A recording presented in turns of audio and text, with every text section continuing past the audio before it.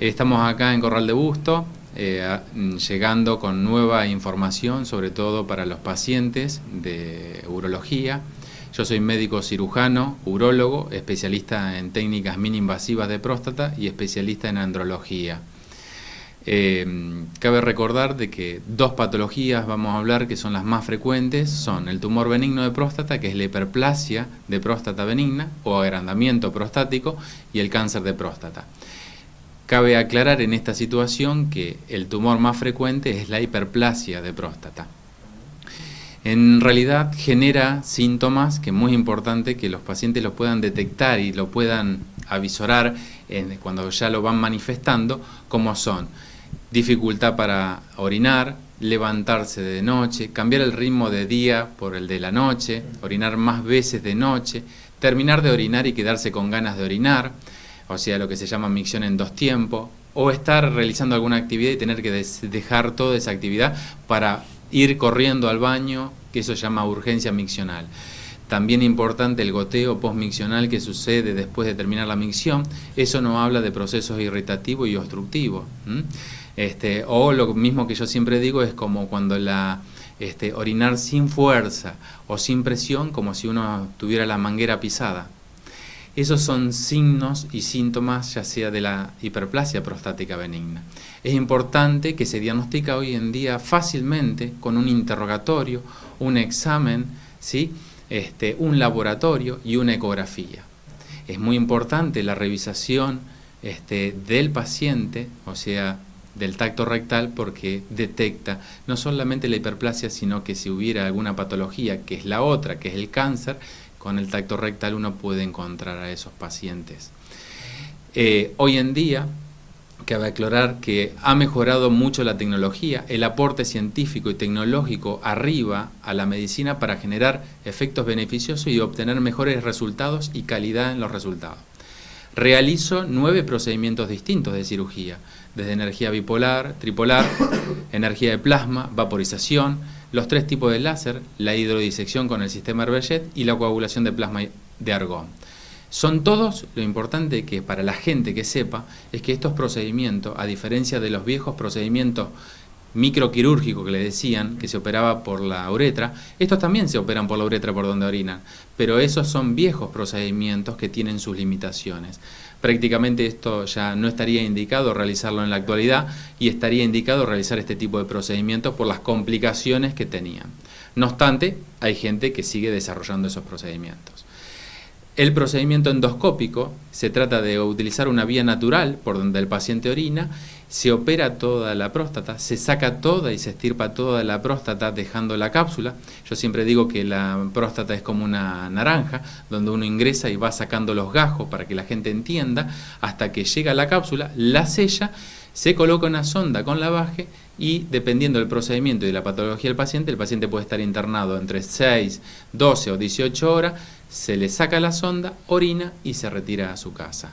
A diferencia de las viejas cirugías, que eran donde abrían el abdomen, la panza, abrían el abdomen, o se operaban por donde orinaban, pero tenían que estar internados 5 o 6 días, se transfundían, tenían complicaciones, y el paciente quedaba o con incontinencia, o con impotencia, o con estrechez, y no definían y no resolvían su problema en forma definitiva. Estas cirugías que realizo son definitivas, no generan ningún tipo de esos efectos colaterales o secundarios o perjudiciales. Con respecto también a los pacientes que tienen cáncer de próstata, el diagnóstico hoy en día es mucho más sencillo, ya no se realizan tantas punciones de próstata como se realizaban antes, porque hay marcadores mucho más específicos que tenemos dentro del arsenal médico como para solicitarlo, junto con las ecografías que aportan la parte vascular y el Doppler, los estudios dinámicos y realmente los procedimientos para curar lo que se pensaba antes, que se extirpaba toda la glándula cuando uno tenía cáncer de próstata, hoy en día se puede utilizar un buen procedimiento quirúrgico, utilizando una vía natural como es la uretra en forma endoscópica, sin tener que realizar una cirugía convencional, y uno puede curar al paciente que tiene cáncer de próstata. Por eso lo importante para todos los hombres, en la semana pasada, que fue la semana de la próstata, es importante detectar y determinar esos síntomas que al hombre le parecen habitual o normal, o que se acostumbran. Uno se acostumbra a orinar de una manera y le parece que es normal. Entonces, para aquellos pacientes que tienen alguno de estos síntomas, podemos decir que hagan la consulta con un diagnóstico precoz, porque el paciente, yo siempre digo esto a todos mis pacientes, es que hay que operar a un paciente sano, con la patología, no un paciente enfermo, con la patología. Decimos nosotros que el estadio es el estadio de screening, que es donde uno identifica que el paciente tiene la enfermedad, pero que es tratable, que es curable y que puede dar una solución definitiva a su problema. Doctor, ¿a qué edad se pueden llegar a presentar estos síntomas, o a qué edad el hombre, si hay un rango donde puede comenzar a hacerse estos controles? Bien, muy buena pregunta.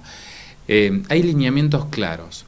Todo hombre debería empezar a controlarse a partir de los 45 años, una vez por año, con una ecografía, un laboratorio y un examen, y un estudio de flujometría que se hace por parte del especialista. Pero hay un lineamiento muy claro en este sentido con respecto a la próstata. Si el paciente tiene un antecedente de cáncer de próstata, por ejemplo, el papá, el tío, el hermano, familiar directo, por herencia, ¿sí?, ese paciente tiene que controlarse a partir de los 40 años, 2 veces por año, o sea, cada 6 meses. ¿Por qué? Porque ese paciente tiene una carga genética y tiene el doble o el triple de riesgo de generar un cáncer o una atipía de células en la próstata que lo puede llevar a un desarrollo. Entonces, el diagnóstico tiene que ser precoz, porque si ese paciente es detectado tempranamente, se puede implementar uno de estos procedimientos endoscópicos y ser curativo. Yo siempre digo que la mejor prevención en cualquier enfermedad es el control.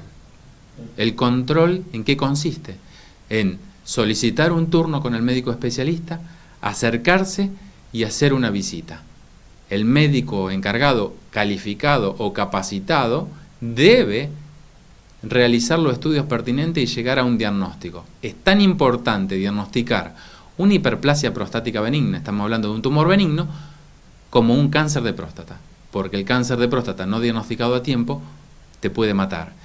Y un tumor benigno como la hiperplasia prostática benigna, si no se diagnostica y no se trata a tiempo, puede generar efectos desde una infección urinaria, desde un cálculo en la vejiga, hasta un tumor en una vejiga o en la próstata, o llevar al paciente a una insuficiencia renal que lo condena a una diálisis de por vida.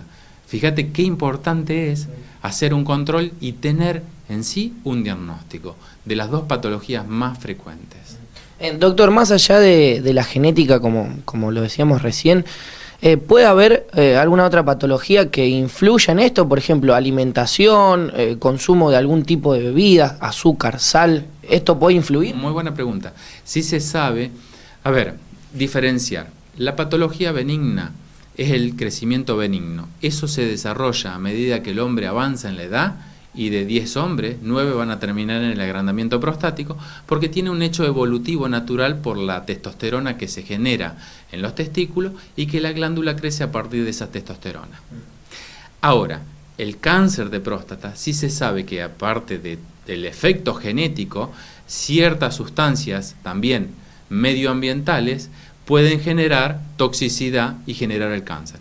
El cigarrillo, el alcohol, la ingesta de comidas grasas, sobre todo de carnes vacunas, ¿sí?, o altos contenidos de grasa en la dieta, y la baja ingesta de frutas, de verduras, de fibras, y la falta de ingesta de ácidos grasos esenciales como el pescado, el omega 3, no el omega 6, el omega 3, que son el ácido linoleico, el eicopentosanoico y el decoxahexosanoico, son ácidos grasos esenciales que el organismo debe incorporar porque no se sintetizan ni se producen en el organismo. Entonces, como verás, 2 patologías. la hiperplasia, que tiene su funcionalidad y su crecimiento a partir de la parte hormonal, que puede evitarse tomando antioxidantes, vitamina C, vitamina E, minerales, selenio, zinc y manganeso, que eso se dan con complementación para mejorar la evolución de la próstata, y la enfermedad del cáncer de próstata, que tiene no solamente la genética, lo medioambiental, lo tóxico como el cigarrillo y el alcohol, la ingesta de grasa y la disminución de la ingesta de fibra y frutas, que ahí ingresamos en la alimentación del paciente. Doctor, en estos últimos años, ¿cómo ha evolucionado, ¿sí?, la situación del hombre con respecto a los controles? ¿Se ha animado más? Digamos, como que ya se ha perdido ese miedo y se está haciendo los controles como debe ser.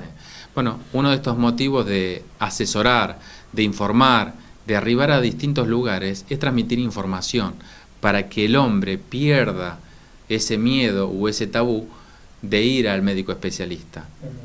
Así como la mujer va al control anual, ¿sí?, ginecológico, el hombre debe ir al control urológico en forma anual, porque es la mejor forma de prevención. Con respecto a tu pregunta, es que el hombre ha cambiado su paradigma, entiende como un problema la enfermedad de próstata y ya no es un tabú. Antes veíamos pacientes de 60, 70 años que nunca en su vida se habían controlado y que llegaban al consultorio en una forma tardía, con un cáncer avanzado, y prácticamente el tratamiento era muy poco lo que se le podía brindar y el paciente tendía sí o sí y moría. Actualmente, hoy en día, el hombre consulta antes por los medios de información, porque hoy en día es más común hablarlo, ya no se toma como un tabú o algo no permitido, porque se pensaba que el paciente que se operaba de próstata era el paciente que quedaba incontinente, que usaba pañales o que prácticamente ya no tenía actividad y vida sexual. Hoy en día eso ya no sucede con las cirugías que uno realiza en la actualidad. Eso sucedía con las cirugías viejas que se realizaban antes. Entonces, también eso ha ayudado a que el paciente consulte antes, que pierda ese miedo a darle una solución a su problema y que se pueda curar. Doctor, ¿cómo se puede hacer para contactarlo, para comunicarse con usted, quizá para una consulta? Bien, atendemos en Rosario, en los consultorios integrados Rosario. Mi teléfono de contacto es 341-156-16-7734 o 341-156-019-169. O también tenemos una página que se llama en el Face Salud Consciente Villalba, o en el canal de YouTube también Salud Consciente Villalba, o si no, también tenemos un mail donde tenemos que la gente puede consultar, es consultas@saludconscientevillalba.com. Bueno, diferentes medios de contacto para, obviamente, evacuar cualquier tipo de duda. Exacto.